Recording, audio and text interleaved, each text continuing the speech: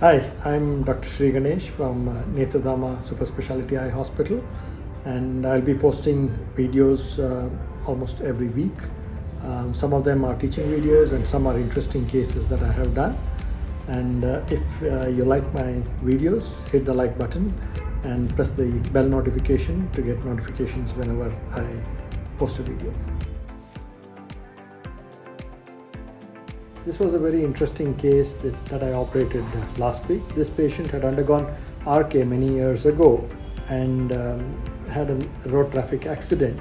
And then the RK incisions opened up, and there was a spontaneous expulsion of the lens along with the capsule and the iris with the retinal detachment. She came in as an emergency. She was taken up, and the corneal wound was sutured, and then a retinal detachment surgery was done with vitrectomy, and then she was referred after a couple of months for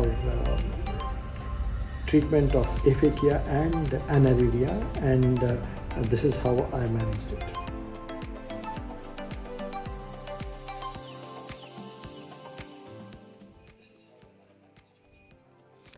Under local anesthesia, the conjunctiva was reflected, and the sclera was cauterized. A 8 millimeter incision was made for a corneoscleral tunnel, and then I used my dumbbell technique, which is a modified Canabrava suture. I pass a 6-0 proline through a 30 gauge needle, and then I insert both needles at 3 o'clock and 9 o'clock positions, 1.5 mm from the limbus.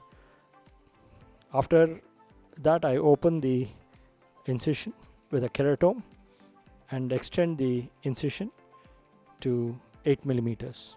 I prefer passing the needles first because this is a vitrectomized eye, and if you make the wound, then the eye has a tendency to collapse and it's difficult to pass the needles.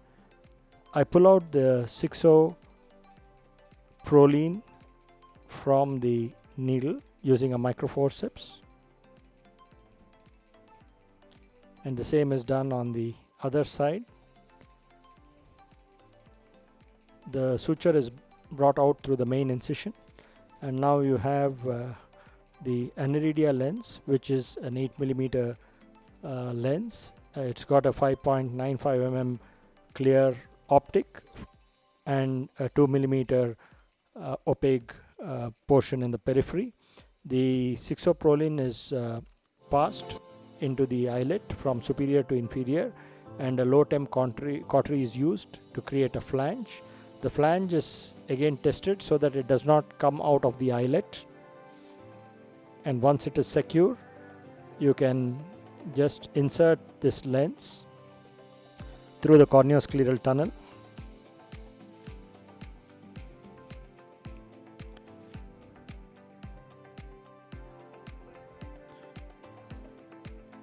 It is better to hold the optic of the lens and push it. Avoid holding the haptic because the haptics are fragile and can break. Then the other suture is passed from above below through the eyelet, trailing eyelet,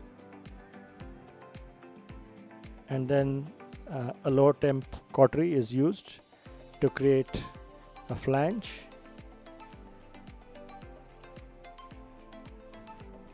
The flange is tested so that it does not come out of the eyelet and is secure, and then the trailing haptic is inserted into the eye.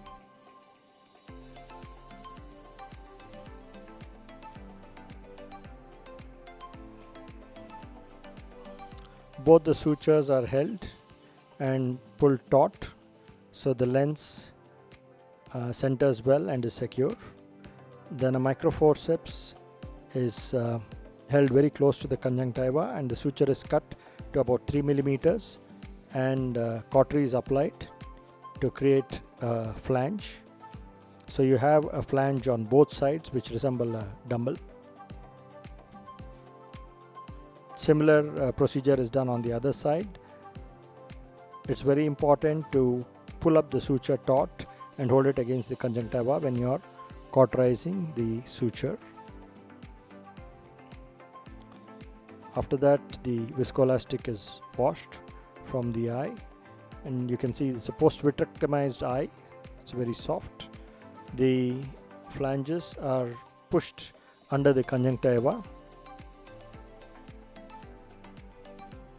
The flanges are round and the conjunctiva slides over it, so there is no risk of erosion. An air bubble is inserted into the anterior chamber to maintain the AC.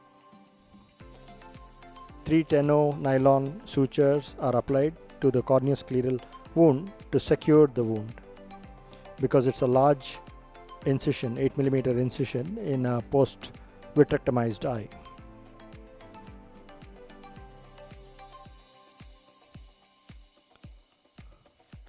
The air bubble is then exchanged for BSS, and you can see that the lens is very well centered and there is no movement.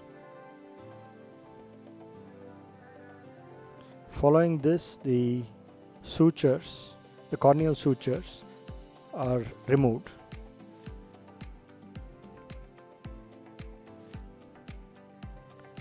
This is an easy procedure of scleral fixation. I call it the dumbbell technique, and most of the maneuvers are done outside the eye, and it can be done even in an opaque cornea.